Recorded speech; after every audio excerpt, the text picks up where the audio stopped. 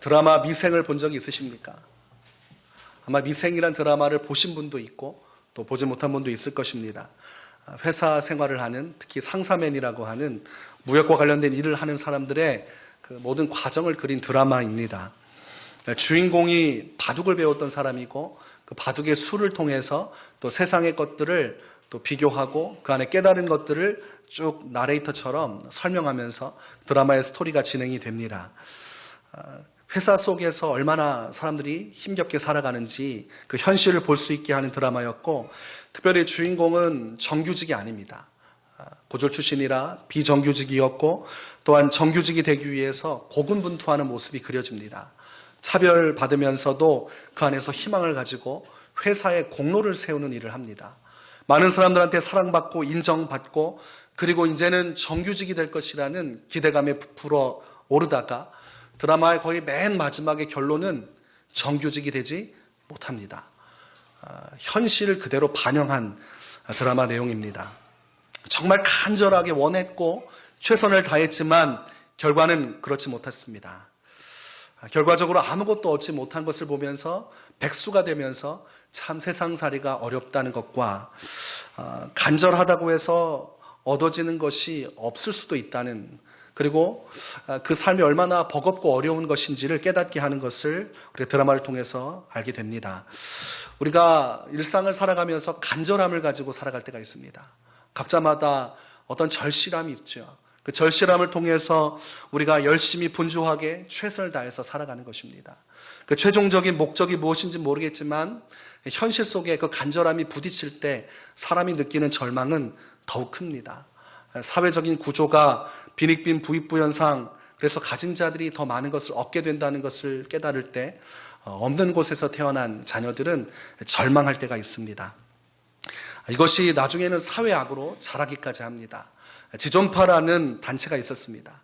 이 사람들은 사회에 대한 불만들, 열심히 살려고 했지만 자신들이 얻을 수 없는 사회적 구조를 비판하면서 결국은 사람들을 죽이는 것으로 인해서 사회 정의를 이루려고 했습니다. 그래서 잘 사는 사람들, 고급차를 타는 사람들만 대상으로 해서 사람을 죽이고 온갖 악행을 다 저질렀습니다. 그런데 실제로 그들이 결단하고 한 행동이 사람의 기준에서도 문제가 되지만 목적을 달성한 것도 아닙니다.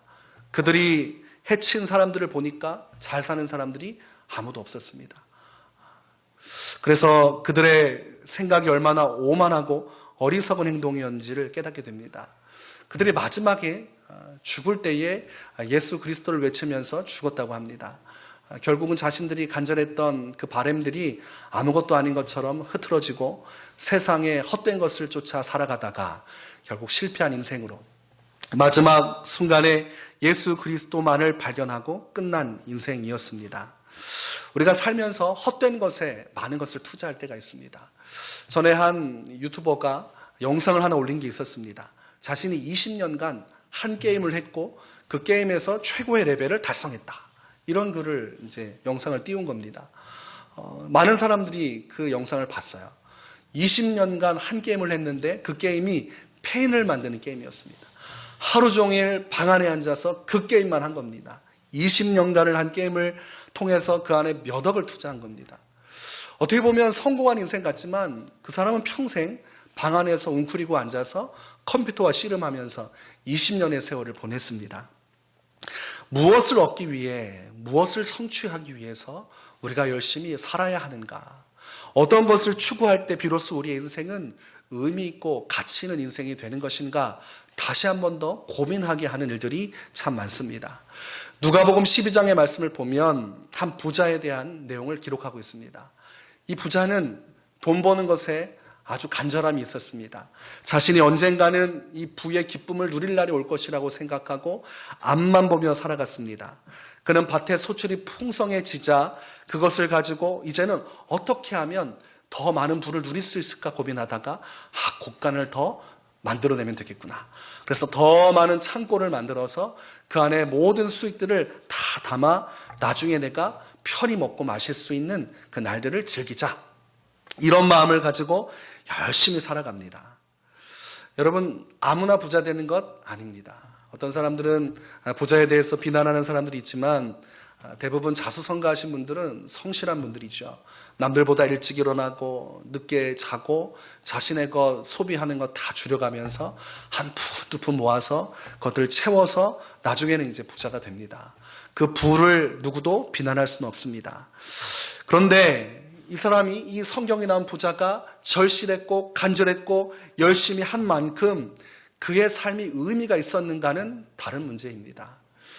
왜냐하면 세상적으로 보았을 때 그 사람은 존경할 만한 사람이고 아마 많은 사람들이 그 부자와 친해지려고 할 것이죠.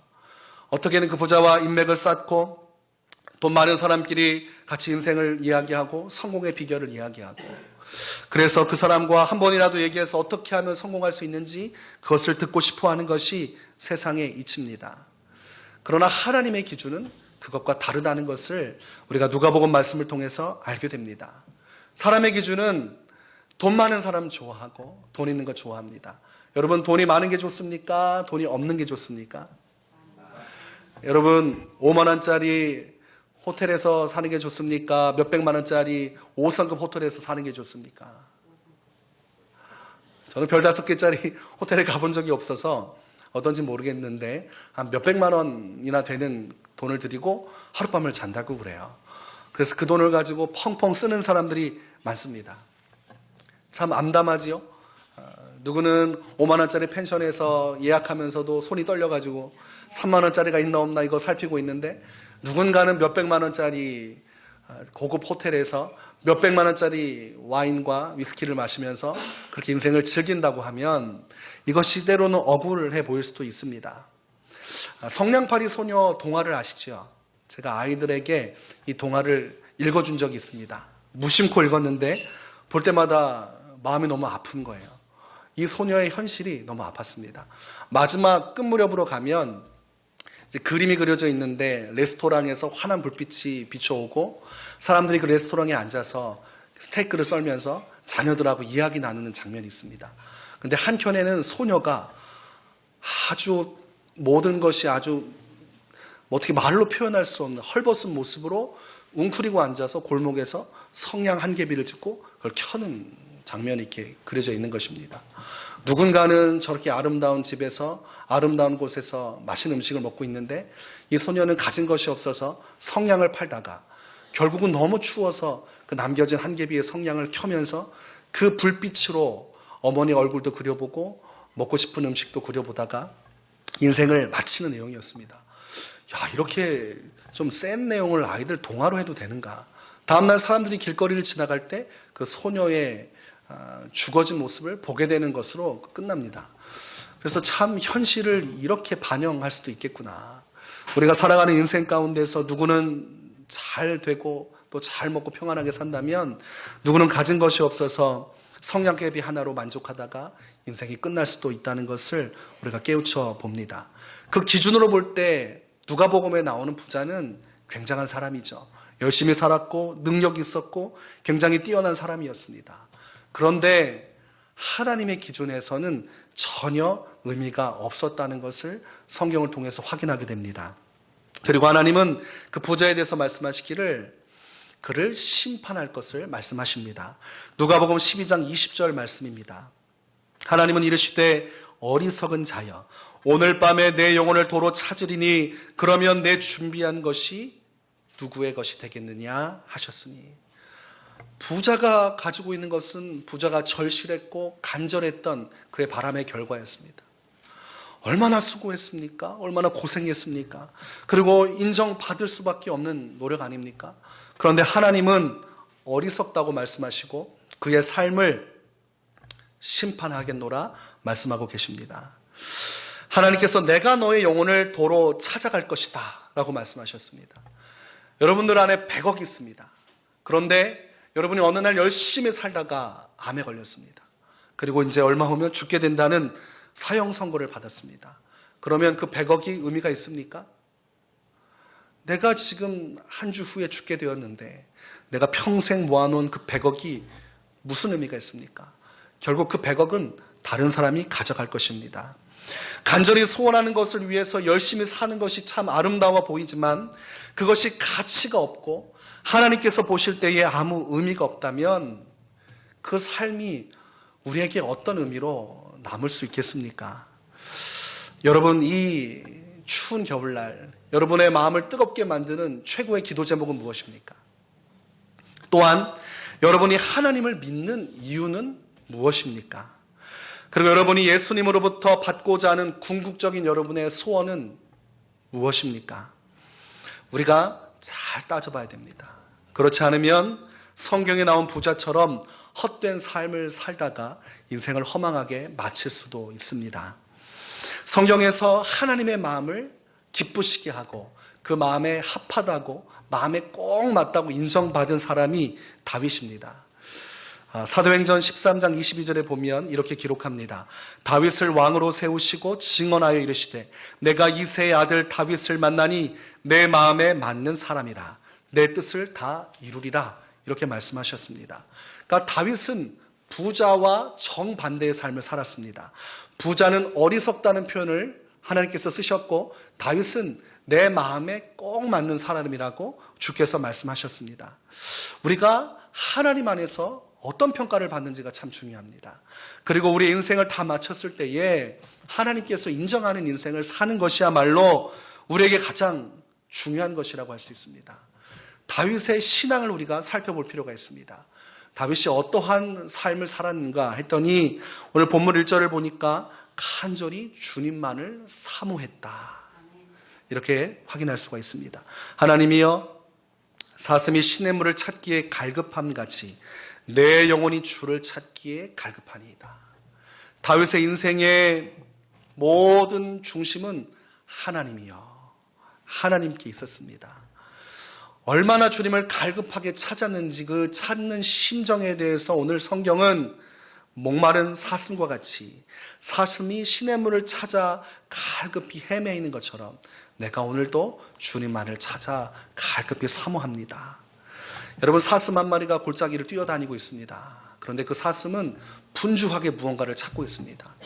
물을 찾고 있는 것이죠. 물을 마셔야만 살 수 있기 때문에 심한 갈증을 느끼고 이 골짜기 저 골짜기를 뛰어다닙니다. 그런데 물이 없습니다. 이 물을 마셔야 살 수 있는데 점점 기운이 잃어가고 물을 찾기 위해서 더 성급하게 숲속을 뒤지며 분주하게 뛰어다니는 사슴의 모습을 한번 상상해 보시기 바랍니다. 그런 사슴의 마음과 같이 오늘도 갈급하게 자신의 인생 가운데 하나님을 간절히 원하고 있다는 말씀입니다. 우리가 이 말씀을 좀 더 쉽고 분명하게 이해하려면 한 가지 예를 들 수가 있습니다. 여러분이 고속도로 위를 쫙 차를 타고 달리고 있습니다. 그런데 갑자기 용변이 마려운 겁니다. 그런 경험 있으시죠? 그런데 이미 마지막 주유소, 마지막 휴게소를 지났습니다. 앞으로 1시간 더 가야 이제 화장실이 나옵니다. 그런데 이미 내 몸은 5분 안에 모든 것이 결판날 상황입니다. 여러분, 그때 그 심정, 그 마음이 어떻습니까? 내가 1,000만 원 주더라도 화장실에 들어갈 수 있다면 내가 마땅히 1,000만 원을 내겠다. 이런 마음 들 것입니다. 그때 그 마음은 얼마나 간절하겠습니까? 화장실을 찾는 마음, 이 생리적인 현상으로부터 자신이 좀 더 자유롭기 위해서 아주 갈급하게 화장실을 찾을 것입니다. 저도 그런 경험이 있습니다. 내비는 다 틀려서 근처에 있는 일반 주유소와 편의점 다 뒤졌는데 20분 더 가야 된다는 소식을 들었을 때에 그 마음은 이루 말할 수 없죠. 우리가 쉽게 표현했지만 오늘 다윗이 그런 절박한 마음으로 주님을 찾고 있다는 거예요. 하나님의 은혜가 아니면 나는 살 수 없고 그 생명수를 마시지 않고는 내가 살 수 없다고 생각하고 있는 것입니다. 과거에 삼풍백화점이 붕괴되었을 때에 많은 사람들이 죽었습니다. 그때 그 죽음의 현장 가운데서 살아남은 사람들의 인터뷰를 한 적이 있습니다. 그 사람들이 얘기할 때 고비가 물이었습니다. 물. 다른 것은 다 둘째로 하고 물을 마시지 않으면 생존할 수 없기 때문에 그 안에서 물을 찾기 위해서 노력했다. 이런 얘기를 들었습니다. 어떤 이는 물을 얻기 위해서 자신의 소변을 받아 마시기도 했습니다.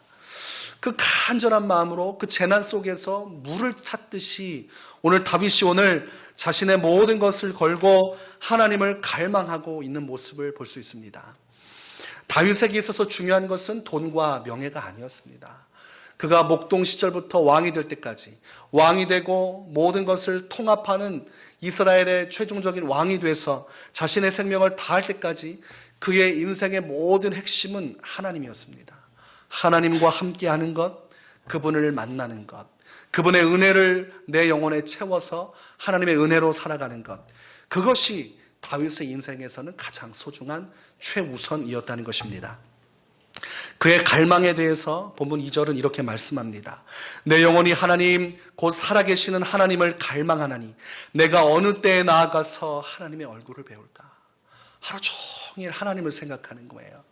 바쁜 자신의 업무와 바쁜 왕권을 지키기 위한 전쟁과 수많은 행정적인 것들과 왕의 모든 예절과 법칙과 절차, 그 수많은 일들 가운데서 다윗의 마음과 생각은 하나님께 가 있습니다. 하나님께 나아가서 그 하나님의 얼굴을 배우기를 원하고 있습니다. 조금이라도 더 주님께 나가서 하나님의 은혜를 갈망하기를 원하고 있는 것이죠. 만약 누군가가 여러분에게 천하를 주겠노라고 말하고 다만 예수가 아닌 자신을 따라야 한다고 말한다면 여러분 어떻게 하시겠습니까? 예수님 버리고 자신을 따르면 이 천하 세계의 모든 부와 명예를 여러분에게 준다고 말한다면 여러분 어떻게 하시겠습니까? 바로 엎드려서 성은이 만극하옵니다 하는 사람도 있을 거예요. 자신의 영혼 팔아가면서 성공하기 위해서 사람들 다 배신하고 그 돈에 미쳐 살아가는 사람들이 많습니다. 돈과 명예를 위해서라면 가족도 버리고 정말 짐승처럼 살아가는 사람들이 있습니다. 살인도 불사하면서 사람 죽여가면서 돈 버는 사람들도 있습니다. 그 기준으로 보면 그 앞에 엎드려서 그 모든 것을 얻기를 원하는 사람들도 있을 것입니다. 분명히 여러분들 마음속으로 예수님 따른다고 말씀하셨지요? 아직 말씀을 안 하시고 고민하고 있는 것은 아니실 겁니다. 예수님을 따르겠노라고 아마 다짐했을 것입니다. 그런데 여러분, 우리가 세상의 명예와 돈보다 예수님이 좋다고 이렇게 큰 비유에서는 받아들이지만, 근데 왜 세상 사람들을 만나기 위해서 하나님과의 만남을 소홀히 하십니까? 왜 조금이라도 더 벌고 성공하기 위해서 열심히 살면서도 왜 하나님과의 만남의 시간과 은혜의 시간은 연기하고 미루고 다음으로 생각하십니까? 우리가 실제 삶은 그렇지 못하면서 마음으로만 주님을 따르겠노라고 이야기할 때가 많습니다. 그런데 결국은 그런 삶은 누가복음에 나오는 어리석은 부자와 똑같은 것입니다. 부자도 성실했고 열심히 했습니다. 성경 말씀 보니까 다른 사람한테 해악을 행한 것이 아닙니다. 이 사람은 온통 사업을 구상하고 돈 버는 것에 몰두했던 사람이지 누군가를 괴롭힌 사람이 아니에요. 세상 어디에 내어놓아도 법적으로도 문제가 없는 사람입니다. 그러나 뭐가 문제였습니까? 하나님께서 그런 인생을 기뻐하지 않았다는 것이 중요합니다. 우리도 어느덧 그렇게 살아갈 수 있다는 것을, 또한 살아가고 그리고 그 안에서 이미 우리가 방향의 길을 잘못 들고 헤매고 있을지도 모르겠습니다. 우리가 주님을 갈망하는 삶으로 돌이키지 않는다면 여지없이 이 어리석은 부자처럼 인생을 살아갈 수 있습니다. 2절 말씀에 내가 어느 때에 나아가서 하나님의 얼굴을 배울까? 내가 하나님께 나가서 그분을 예배하고 그분께 부르짖고 그분을 사모하고 그분의 은혜 가운데 내 인생이 붙잡혀서 승리할 수 있기를 바라는 다윗의 심령이 우리에게도 있어야 될 것입니다. 우리의 모든 마음이 하나님께로 향해 있어야 한다는 것입니다. 사람은 자신이 관심이 있어 하는 것에 마음을 쓰게 돼 있고 또 그런 것들이 눈에 확 띄게 돼 있습니다. 주된 관심사에 나의 인생이 쏠려지게 되어 있다는 것이죠. 제가 전에는 작은 교회가 눈에 보이지 않았습니다. 저는 그냥 작은 교회를 보이면 패스. 왜 저기다 교회를 세웠을까? 이러면서 다 패스였습니다. 이해가 잘 되지 않았어요. 아유, 저렇게 하면 가족들도 고생할 텐데 성도님들은 좀 있을까? 나 같아도 안 갈 것 같은데 좀 간판 좀 예쁘게 좀 하고 좀 안에 문 좀 닫아 걸지 말고 문 좀 열어놓고 이단인지 아닌지 어떻게 알고 저렇게 폐쇄적으로 해. 교회를 좀 예쁘게 좀 꾸며놓지 뭐 이런 생각하면서 지나갔습니다. 그리고 뭐 있는지도 잘 모르고 지나갈 때가 많았어요. 얼마 전에 이제 차를 타고 쭉 가는데 왜 이렇게 작은 교회만 보이는 거예요. 아니 건물마다 교회가 왜 이렇게 많고 마포에 쭉 갔는데 항상 가던 장소였는데 그날따라 제가 다른 곳에 온 줄 알았습니다. 왜 이렇게 교회가 이렇게 보이는 거예요. 2층에도 있고 3층에도 있고 건너 골목에도 있고 이게 교회인지 당구장인지 모르는 애매한 위치에 있는 교회도 있고 그래서 그것들이 너무 잘 보여가지고 참 신기하다. 이게 교회가 이렇게 많았지? 보니까 안에도 자기도 그게 보인다는 거예요. 둘 다 지나가면서 교회만 보고 있는 거죠. 그러니까 온통 관심이 지금 내가 어디에 쏠려 있구나. 교회에 대한 생각, 교회에 대한 몰두를 하다 보니까 그런 것만 계속 보이는 것이죠. 우리가 하나님에 대해서 어떠한 마음을 갖고 있는지가 참 중요합니다. 하나님께 우리가 관심을 두고 우리 하나님께 몰두하고 있는 것이 중요하죠. 시편 119편 123절은 말씀합니다. 내 눈이 주의 구원과 주의 의로운 말씀을 사모하기에 피곤하니이다. 시편 73편 25절은 말씀합니다. 하늘에서는 주 외에 누가 내게 있으리요 땅에서는 주밖에 내가 사모하리 없나이다. 시편 84편 2절은 말씀합니다. 내 영혼이 여호와의 궁정을 사모하여 쇠약하며 내 마음과 육체가 살아계시는 하나님께 부르짖나이다. 시편 52편 9절은 말씀합니다. 주께서 이를 행하셨으므로 내가 영원히 주께 감사하고 주의 이름이 선하심으로 주의 성도 앞에서 내가 주의 이름을 사모하리이다. 여러분 사랑하는 이를 만나지 못하고 그리고 그리워할 때 걸리는 병이 상사병이죠. 사랑병이라고 합니다. 우리가 영적으로 하나님을 너무 사랑하면 오늘 다윗처럼 이런 심정으로 살아가게 됩니다. 하나님 보고 싶습니다. 보고 싶습니다. 하나님 또 만나고 싶습니다. 진심으로 주님만을 사모하게 되어 있는 것입니다. 예수님께서 이제 십자가를 지러 가기 전에 베드로가 예수님의 가슴팍에 아주 굳은 십자가를 박았습니다. 예수님을 부인하고 저주했습니다. 그 예수님을 부인하고 난 이후에 새벽에 닭이 울 때에 베드로는 온 몸과 온 영혼이 붕괴되는 것을 느꼈습니다. 자신이 그렇게 믿고 따르던 선생님을 배반했고 신앙을 버렸고 이제 어디로 가야 될지 모르는 인생의 위기 속에 놓였습니다. 자칫하면 가룟 유다와 같이 사망하는 자살의 길로도 갈 수 있을 만큼 심각한 영적인 어둠이 베드로에게 다가왔습니다. 그리고 나서 많은 날이 지났고 예수님께서는 십자가에 죽으신 이후에 부활하셨습니다. 부활하신 예수님은 베드로에게 찾아오셨습니다. 그리고 베드로에게 세 번의 질문을 하십니다. 요한의 아들 시몬아, 네가 나를 사랑하느냐? 베드로는 세 번 다 내가 주를 사랑하는 줄을 주께서 아시나이다 대답합니다. 마지막 세 번째 대답할 때는 그 마음속에 근심이 가득했다고 되어 있습니다. 내가 이렇게 말을 해도 예수님은 내가 지은 죄 때문에 내 마음을 받지 못하시는 것은 아닐까? 과거에 저질렀던 그 시간들이 떠올랐죠. 베드로가 예수님을 배반하고 나서 얼마나 많은 밤을 눈물로 지새웠겠습니까? 이를 악물면서 후회하고 또 다짐했을 것입니다. 내게 한 번만 더 기회가 주어진다면 나는 예수님을 위해서 생명을 버리겠다. 내가 다시 한 번만 더 예수님을 만날 수 있다면 나의 삶 전체를 들여서 예수님과 함께 죽겠다. 이런 마음을 가졌을 것입니다. 그런 그의 심정이 우리 예수님께 전달되었을까요? 예수님께서 베드로에게 다가오셔서 그를 부를 때 그는 배에서 주의 음성을 듣고 기뻐 뛰어내렸습니다. 그물도 버려두고 배도 버려두고 예수님께 달려가서 주 앞에 머물렀던 것이죠. 주께서 내 마음을 아시나이다. 주님을 사랑하는 줄을 주께서 아시나이다. 다시는 예수님 외에 다른 것을 사랑하지 않겠습니다. 내 생명조차도 아끼지 않겠습니다.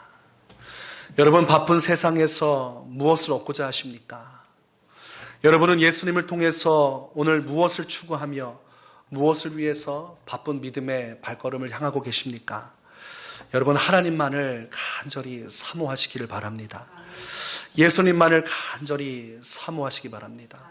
여러분 인생에 저물어가는 마지막에 베드로와 같은 후회가 없어야 되겠습니다.